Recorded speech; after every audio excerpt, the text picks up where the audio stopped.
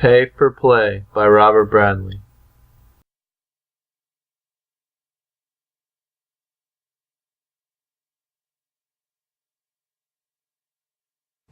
Hey guys, my name's Robert Bradley.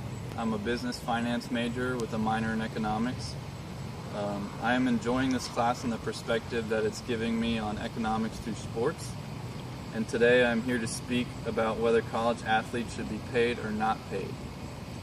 My saying is, to pay or not to pay? That is the question.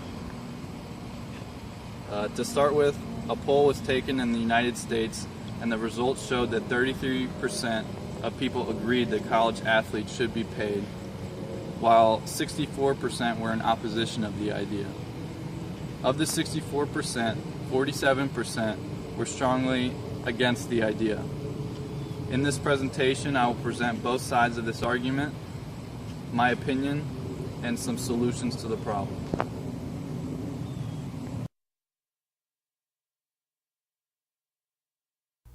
To start with, the current definition of a college athlete is an amateur-level athlete that is not paid in salary but provided for by scholarships. Advocates for a pay-for-play model point to the discrepancy between a free market employment system within athletic departments, in which universities can hire coaches and administrators for salaries reaching millions of dollars, to a capped economic system for athletes whose earnings are limited to the value of scholarships, no matter how much money their success and likeness may generate for the schools they represent. Also, the NCAA acts as a cartel by using monopoly and monopsony power. The NCAA drives up prices on the output market and drives down prices on the input market. In late January, the College Athletes Players Association filed a petition to the National Labor Relations Board on behalf of several Northwestern football players, citing the risk of concussions and other long-term injuries as a reason why college athletes should have organized representation to improve their terms and conditions of employment through collective bargaining. A testimony came under cross-examination in the landmark antitrust trial brought in federal court against the NCAA by former UCLA basketball star Ed O'Bannon and 19 others. They are seeking an injunction that would allow players to band together and sell the rights to their names, images, and likenesses, with the money likely being put in a trust fund and given to them after they leave college. The athletes retorted a suggestion made by the NCAA attorneys that the competitive balance in college sports would be upset if the richer schools paid athletes more than the ones with smaller budgets, saying that research shows that athletes recruited by both big and medium-sized universities almost always go to the bigger schools anyway. In an unprecedented decision on March 26, the National Labor Relations Board approved a request from American football players at Northwestern University to form a union. Assuming it is sustained on appeal, if over 30% of the team votes to join, the school would be legally obligated to negotiate an employment contract with them. In another event, Peter Sung-Or, the National Labor Relations Board regional director in Chicago, found that Northwestern's football players were athletes first and students second, and were therefore employees of the university. He noted that they said they spend 40 to 60 hours a week on football virtually year-round between practice, training, film study, team meetings, and travel, which is standard operating procedure even though it violates NCAA rules. He said, "Not only is this more hours than many undisputed full-time employees work at their jobs, it is also many more hours than the players spend on their studies. Because of these requirements, coaches often forbid athletes from taking certain classes or even choosing particular majors because of scheduling conflicts." Mr. Orr also highlighted the differences between the personal lives of football players and their classmates.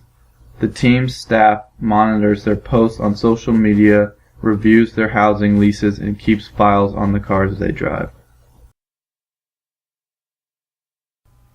Some ideas against paying college athletes are that the majority of people support not paying athletes and the long-standing concept of amateurism.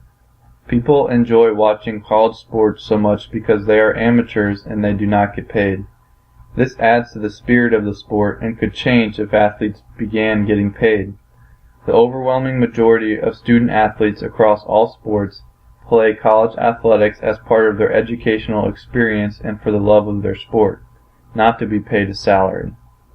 Paying college athletes will disrupt the competitive balance.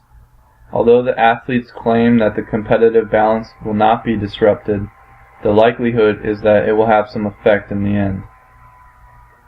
Paying for athletes in high-valued sports will take away from the funding of other low-valued sports at universities.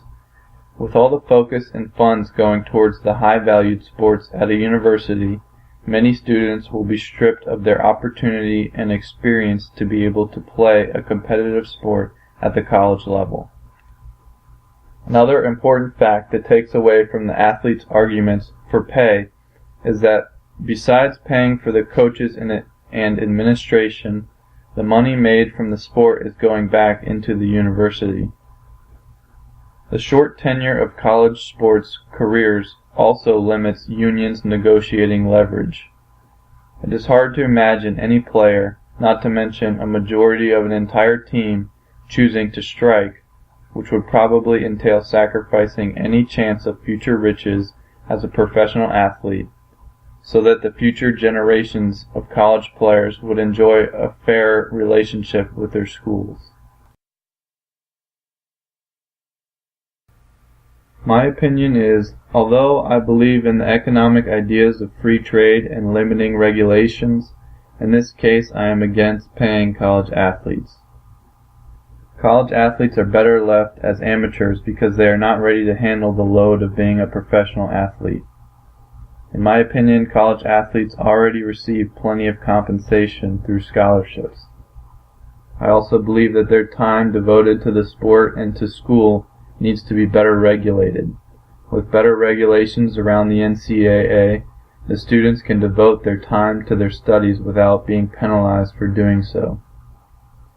The majority of athletes will not make it to the professional leagues, so the emphasis should remain on the players as students. This way, the good of the many outweighs the good of the few.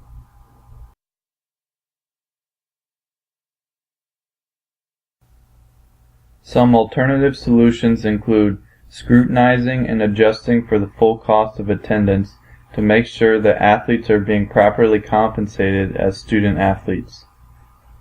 I believe that college athletes should have a right to the money being made off of their names, images, and likenesses. I believe that the negotiations of these contracts should remain outside of the university. Another option is that athletes could be compensated for half of the cost of injuries associated with the sport. But with this, athletes need to be aware of the risks associated with that sport and the potential costs as well. Here are some of the resources that I use for my research. This concludes my presentation. Thank you for listening.